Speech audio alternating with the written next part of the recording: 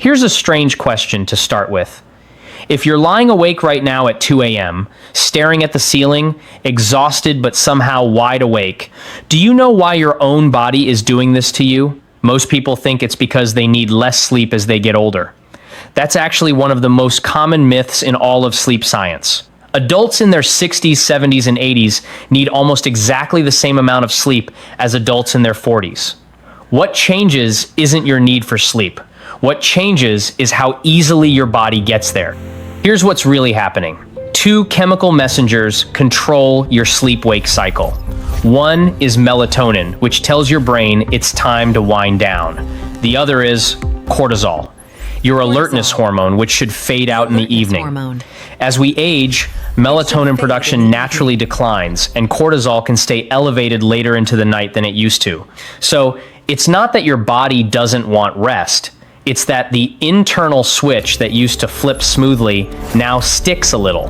The good news is that this switch can be retrained and you don't need a prescription to do it. This matters more than people realize because chronic poor sleep in older adults has been linked to a whole range of downstream problems, from a weaker immune response to trouble with memory and concentration during the day. It's not just about feeling tired. It's about giving your body the recovery time it genuinely still needs. Stick with me for the next few minutes because I'm going to walk you through 5 techniques that are actually used by doctors, sleep researchers, and even the military to help people fall asleep faster and stay asleep longer. One of them comes from a Harvard-trained physician. Another was designed by a cognitive scientist to literally scramble your racing thoughts. And the last one has a genuinely fascinating military backstory involving fighter pilots. None of these require pills, gadgets, or expensive supplements. They just require you to understand a little bit about how your own nervous system works and to give it the right signals at the right time. Let's get into it. Technique 1, slow, extended breathing. This first tool costs nothing, and you're never without it. It's your breath. Now, before you roll your eyes and think, I already know how to breathe, let me explain why this is different. When you can't sleep, your nervous system is often stuck in a mild version of fight or flight. Your heart rate is a touch too high. Your mind is scanning for problems. You can't talk yourself out of this state with willpower alone because it isn't a thinking problem, it's a physiological one. But you can talk your nervous system out of it by changing your breathing pattern, specifically by making your exhale noticeably longer than your inhale. This works because slow, extended breathing activates your parasympathetic nervous system, the rest and digest side of your body, which naturally lowers heart rate and blood pressure. Research groups have found that sessions of slow, paced breathing before bed can shorten the time it takes to fall asleep, reduce nighttime awakenings, and increase overall sleep efficiency. It's also worth being honest with you here. Large, rigorous clinical trials are still limited, and most experts describe this as a genuinely helpful relaxation tool rather than a guaranteed instant cure. It's not magic, but the physiology behind it is real. Hold. Here's a simple version you can try tonight, lying comfortably in bed. Inhale quietly through your nose for a count of 4. Hold that breath gently for a count of 7.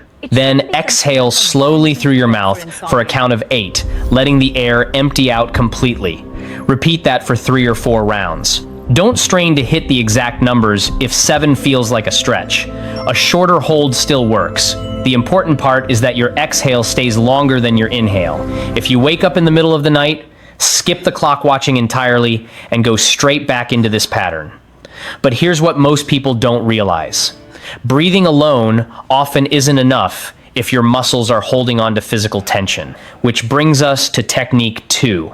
Technique 2, progressive muscle relaxation.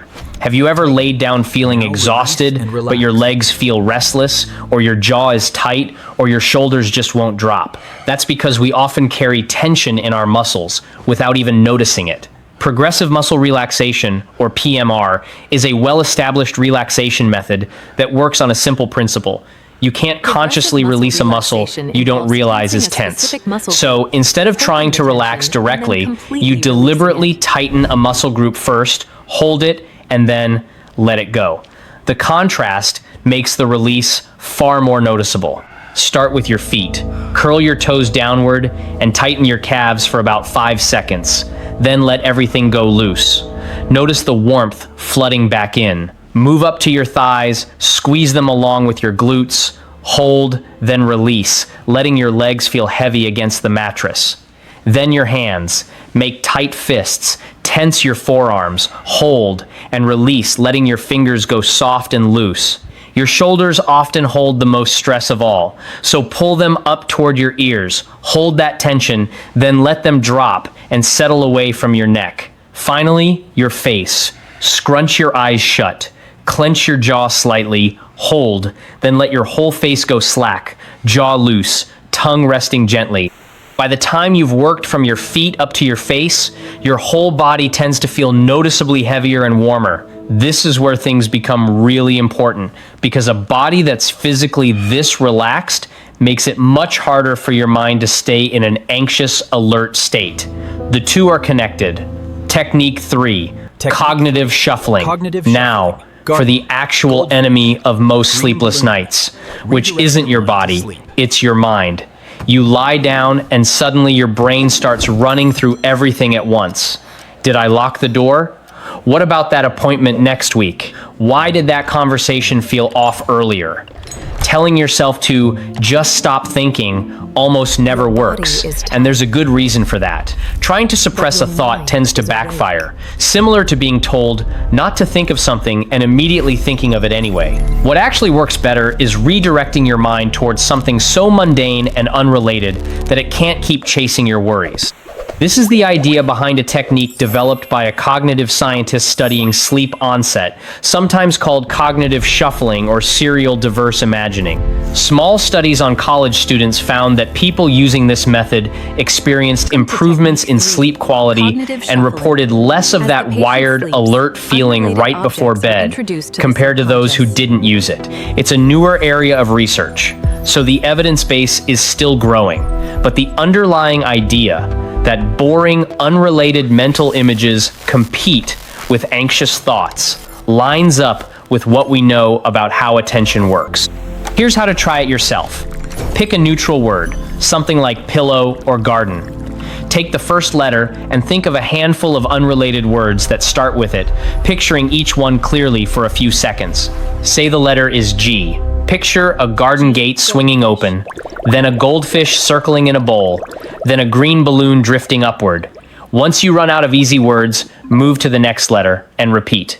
The surprising part is that most people don't make it through more than 1 or 2 letters before their mind starts to drift towards sleep on its own. Technique 4.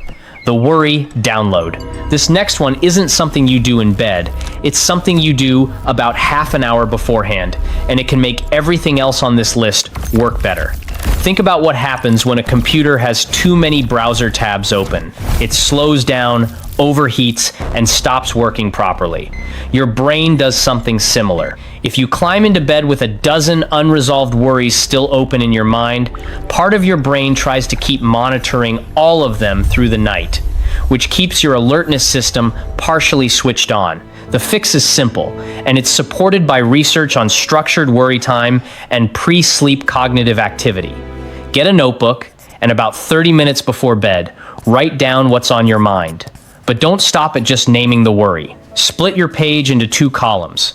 In the first, write the worry itself. In the second, write the very next concrete action you'll take about it. I'm worried about the dentist appointment becomes call the clinic tomorrow at 9 a.m. I'm worried about the leaking tap becomes ask my neighbor for a plumber's number on Tuesday. Once you've written down a next step, you're giving your brain permission to stop guarding that thought overnight. You're essentially telling your nervous system, this is handled, we don't need to keep replaying it. Close the notebook, set it aside, and consider the day's business finished. Technique 5, the military relaxation sequence. This last one has a genuinely interesting history. It traces back to a relaxation routine described in a 1981 book by a track coach named Bud Winter, who explained that it had roots in techniques developed for U.S. Navy pilots during World War II, meant to help them fall asleep quickly under stressful, noisy conditions before missions. The oft-repeated claim that 96% of pilots mastered it within 6 weeks comes from that same book, and it hasn't been independently verified by modern research, so treat that exact figure as folklore rather than a scientific statistic. What we can say with more confidence is that the technique itself blends progressive muscle relaxation with breathing and mental imagery, all of which are individually well-supported relaxation tools. Here's how it works. Start by relaxing your entire face, including the small muscles around your eyes and the inside of your mouth. Let your tongue go soft.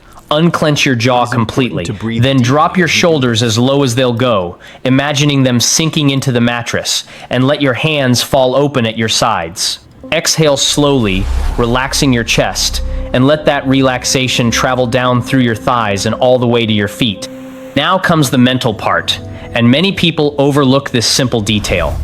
For about 10 seconds, hold one single calm image in your mind, rather than letting your thoughts wander. Picture yourself lying in a canoe on a still lake under a clear sky, focusing only on that blue overhead. Or imagine resting in a dark, quiet hammock, focusing on the stillness. If a worry creeps back in, gently repeat the phrase, "Don't think," to yourself for those same 10 seconds. It sounds almost too simple, but it works by giving your mind something repetitive and low effort to hold on to instead of a spiraling thought. And that's what changes everything for a lot of people who try this. The combination of physical release and a single calm focus point, done consistently, night after night. There are 2 more everyday habits worth mentioning briefly because they quietly support everything else on this list. The first is light exposure. Getting natural sunlight in the morning, even just sitting near a window for 15 or 20 minutes, helps anchor your internal body clock and supports healthier melatonin release later that night. The second is consistency. Going to bed and waking up at roughly the same time every day, even on weekends, trains your body's internal clock far more effectively than any single nighttime technique on its own. These aren't flashy tips, but sleep researchers consistently point to them as some of the most reliable, low-effort ways to support long-term sleep quality. One more thing before we wrap up, and it might be the most underestimated factor of all: bedroom temperature. You've probably heard that a cooler bedroom, somewhere around 65 to 68 degrees Fahrenheit, is ideal for sleep, because your core body temperature naturally needs to drop a degree or two to trigger sleep onset.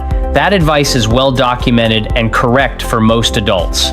But here's an important update specifically for older adults that a lot of general sleep advice misses. A year-long study from Harvard-affiliated researchers, tracking over 11,000 nights of sleep in adults over 65, found that many older adults actually slept better in slightly warmer rooms, somewhere in the range of 68 to 77 degrees.